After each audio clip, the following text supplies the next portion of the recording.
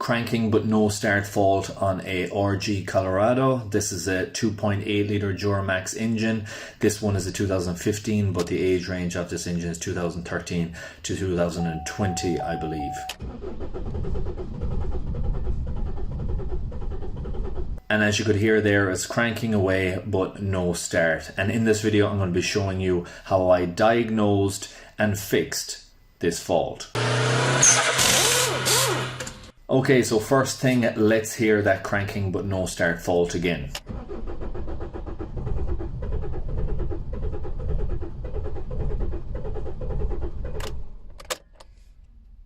And with any of these type of diagnostic repairs, I do have a certain process that I go through. It can be different for each individual. This is just the way I set about doing it.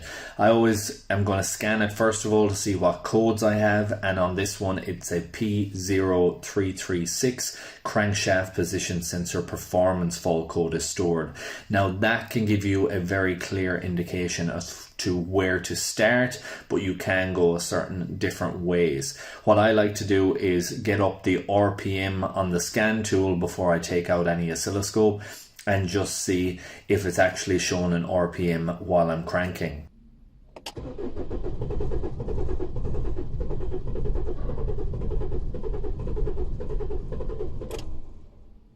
Now, as you could see there, it was cranking away, but it was having a dropout. I did have a graphing off screen as well, and it was dropping out as it was cranking. I'll show you one more time what I mean. Look at the 0 as you're swinging over.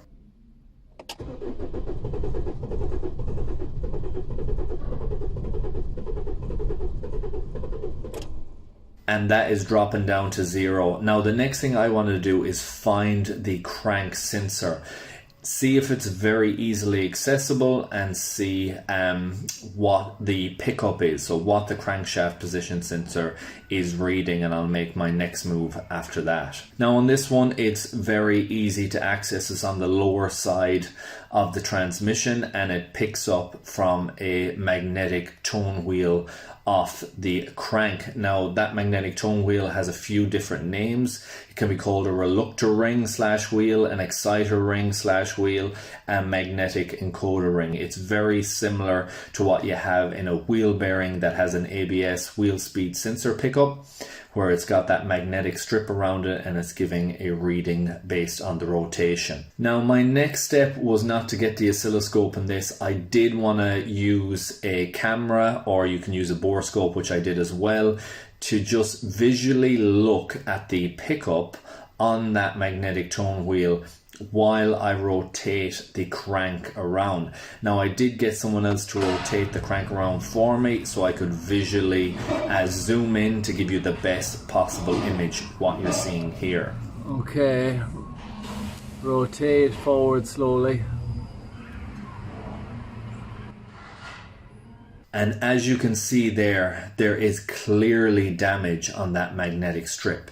There's a piece that has been removed and fallen off, and I have a very, very clear understanding as to what's gone on now. It's lost pickup based on that magnetic strip breaking or failing away, and it needs to have the transmission removed. Unfortunately, there's no other ways around this. It has nothing to do with the sensor, it's to do with the pickup. So while that part was unordered, it was get the transmission out, make enough room as to get into the part so it could be replaced. Now this isn't a step-by-step on how to remove the transmission. There is a lot involved in getting one of these out, but once the transmission is out and everything that's covering this magnetic tone wheel is removed, we can clearly see the damage that is done on that magnetic wheel.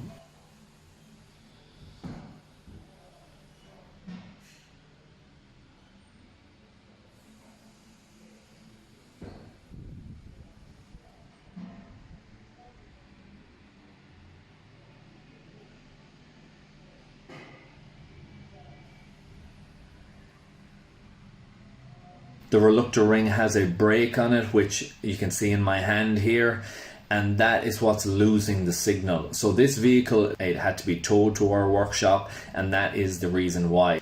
If you had a small bit break off or there was just a slight signal dropout, you might have a limp mode. That's a possibility. With a fault like this, it could go into a complete restriction type mode, which will get you to the workshop, but maybe when you turn the vehicle off, it mightn't actually fire up afterwards.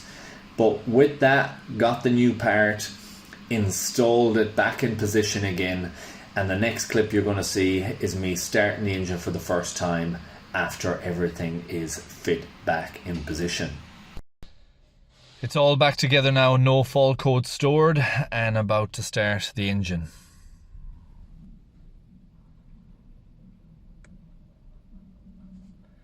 Gonna graph the engine speed while I turn this over and see.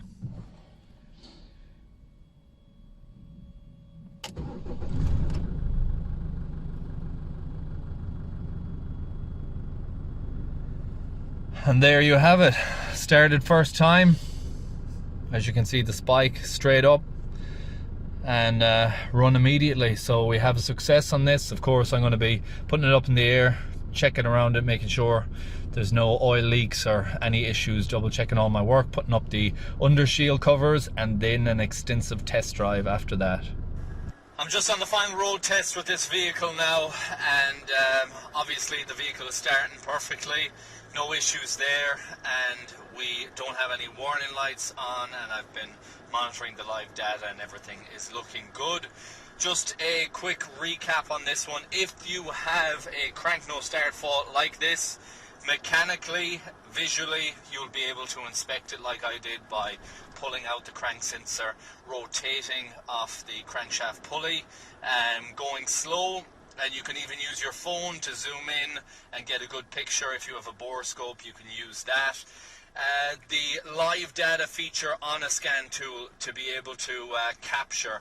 Now, they have improved. The sample rate has got quicker over time. It's not a test that I think is bulletproof by any means. I actually don't like it in large parts, due to the fact that you may not be able to see exactly what's happening when you're graphing the RPM. In this case, I was able to see dropouts, but again, I wouldn't base my test on that. If I want a good capture of a crankshaft signal, I will always use the oscilloscope to check the waveform. And that is it for this video. I really hope you enjoyed it. I hope you found it useful and informative. If you did, please like, share, comment and subscribe. And I hope to see you in the next one. Thanks for watching.